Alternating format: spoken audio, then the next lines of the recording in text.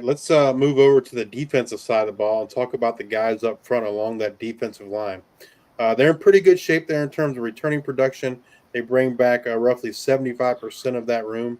How did the defensive line look in the spring, and did anyone stand out? Yeah, that group has for the last couple of years had a motto. It's they call it EBE, but it stands for Everybody Eats, because they take a lot of pride in being three deep at all three positions along that three-man front. And they rotate through guys pretty evenly in terms of snap counts, and I don't think that this year is going to be any different. Even losing a couple talented guys in Brandon Matterson and Trumaine Bell, they have a bunch of dudes back that they feel good about and that we've seen produce before. I think the number one guy to keep an eye on would be Joe Evans. I think he has a real chance to prove that he's an NFL talent and deserves a look at that level. You know, the way he moves at 340 pounds is really impressive, and you see why he was originally recruited to LSU and might have had higher expectations than how everything ended up panning out that led him to land at UTSA. But you can't. I don't think you can go any farther without mentioning Brandon Brown, who's also been really, really solid at nose tackle for them for a couple of years, coming in as a transfer from Tulane. So I think that with those two guys sort of anchoring things, I think that group will be just as strong as it's been. The linebacking group brought back roughly 60% of the room, but it took a big hit in the portal. They lost AAC Defensive Player of the Year Trey Moore to Texas and Avery Morris to New Mexico State. They do return Jamal Ligon, Martavius French, Danye Taylor, Jamorian Robinson, and others. They also bring in Brevin Randall from Louisiana Tech. How did the linebacking group look in the spring?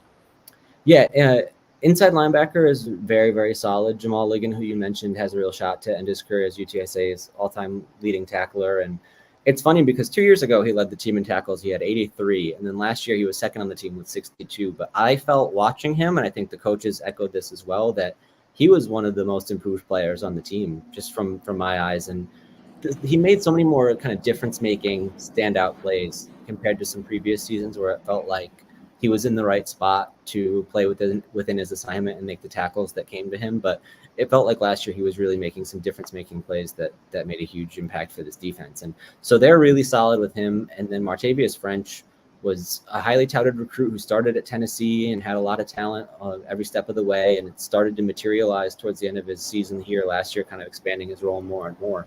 And so it's going to be fascinating to see how Brevin Randall factors in there, because as we go through the spring, whichever players we talk to, I like to ask them, hey, who else on this team, any of the new guys have caught your eye, or who sort of had a strong spring? And more than any other name, Brevin Randall kept coming up again and again and again as a guy who was instantly a standout and looked like probably one of the stronger players on the defense. So I think that it'll be, they got three guys for two spots essentially, and that's without mentioning somebody like Kendrick Blackshire coming in here or Ian Jackson coming in here. And so that is going to be a room where they have a ton of guys who are capable of playing, and we'll just have to see who gets more snaps in a given game.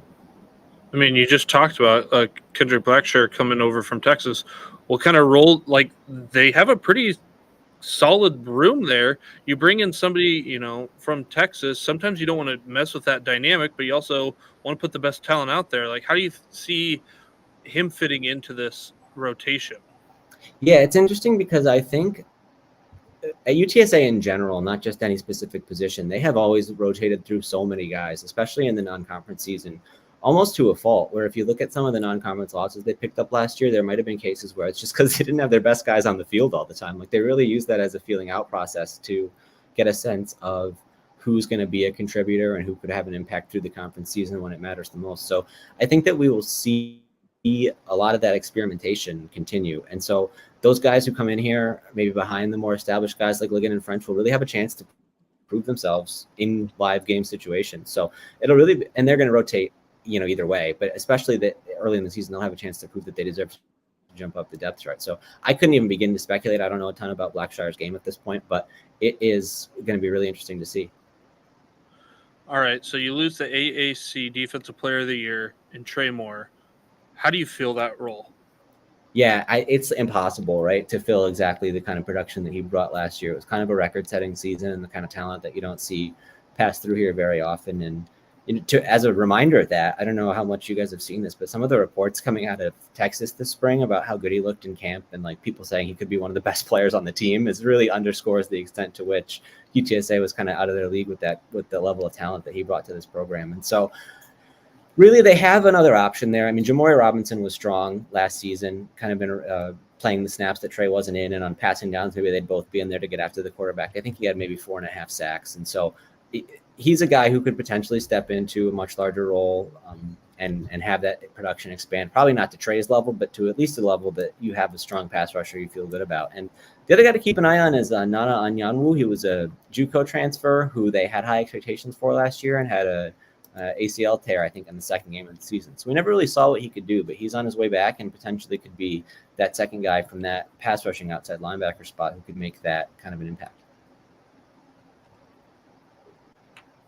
Moving over to the defensive backfield, they lose a big-time leader and contributor in Rashad Wisdom. They also lose Kelechi Nwachukwu. Yeah, Kelechi Nwachukwu. Cam Alexander, Daiwan Griffin, Pig Cage, great name, by the way, and Nick Troy Fortune. But they do return leading tackler Ken Robinson, Elliot Davison, Marcellus Wilkerson, among others.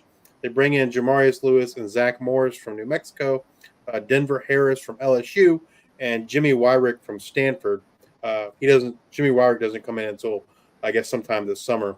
But kind of how did that defensive backfield shape up in the spring?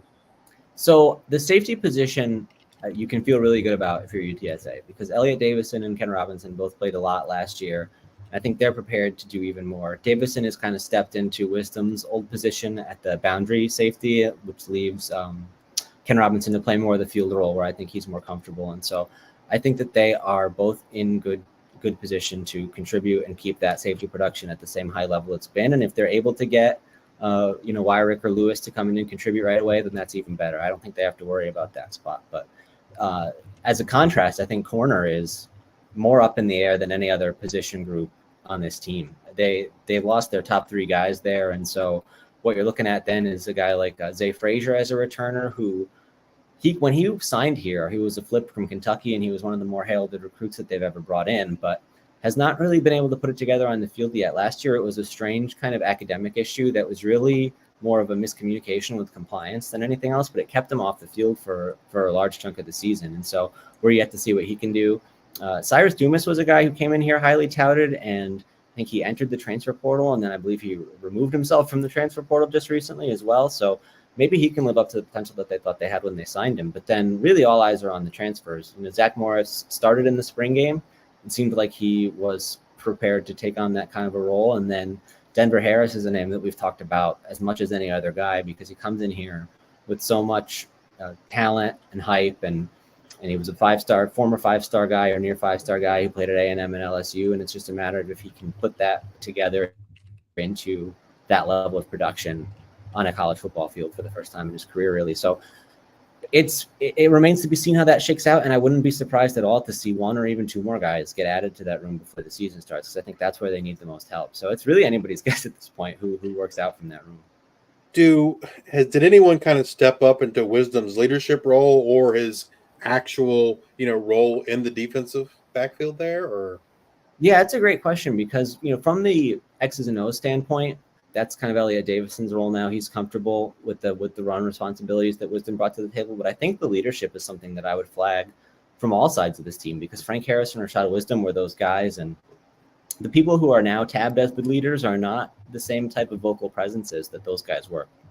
Defense, you have less of a problem there, because Danye Taylor is one guy who it's hard to not hear him. He's pretty vocal on the field, and I think he can get the guys going in that way with some of that rah-rah kind of stuff. But generally, and Cyrus Simon, one of the defensive ends who we didn't mention in that section, is also that kind of a guy. So they have maybe some voices there, but if something is missing from this team, I would say it's going to be that leadership component, because they have guys who are more quiet leaders. And so we'll see how the rest of the group responds to maybe a different approach in that way. All right, Greg, if you have to pick a defensive player to have a breakout type season here in 2024, who are you picking? This one was tough. I thought about this for a while, and I was looking at the roster and snap counts from last season and who could step forward. And I think I settled on Jamori Robinson, but it's based more on the opportunity and the need for him to do that than anything. There's been little things in the past that have sort of held him back. Like it's like stuff you would never expect. Like a couple times he's been whistled for just lining up off sides, like 2 or 3 times in the course of a season. And it's stuff maybe those things that you just tighten up some of that stuff, and then you play to the level that you flashed at different times, and he could put together a season where he is deserving of being that top pass rusher that they really need if they're going to be a dynamic defense.